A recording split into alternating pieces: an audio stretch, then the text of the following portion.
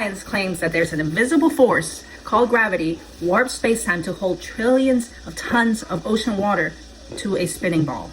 They had to invent it because without it, the entire heliocentric model collapses. In reality, things fall or rise due to two laws: density and buoyancy, sorted by a vertical electrical gradient. Look at the classical density column. A metal bolt sinks to the bottom, a grape hovers on the dish soap, a bottle cap rests in the middle, and a sponge floats on top. If gravity is a constant pulling force, why did they all stop at different levels? Because each object naturally seeks the level matching its own physical density relative to the medium around it. No magical downward pull required. Our realm functions like a massive battery. The Earth's surface has a negative electrical charge, and the ionosphere has a positive charge, creating a constant vertical voltage drop. When you drop an object denser than the air, it sinks, but it travels straight down because it's following an electrical vector on this global electrostatic sorting machine. They just renamed it gravity to make you feel isolated and powerless. Once they convince you that you're trapped by an invisible force, they lie where the power comes from. Like for nuclear fusion, we're taught that the sun is an isolated thermonuclear furnace crushing atoms to radiate heat across millions of miles. But space is a freezing dead vacuum. In thermodynamics, heat requires a physical medium to travel through.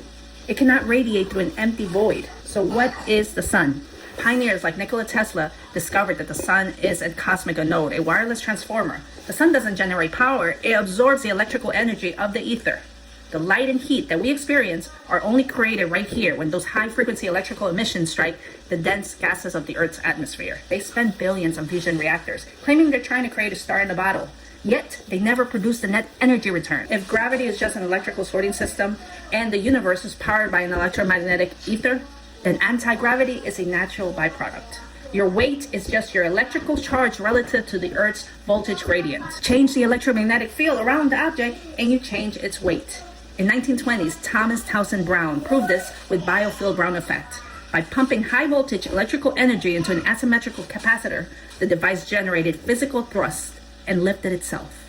It didn't fight gravity, it altered its local charge relative to the Earth's battery, removing itself from the sorting loop.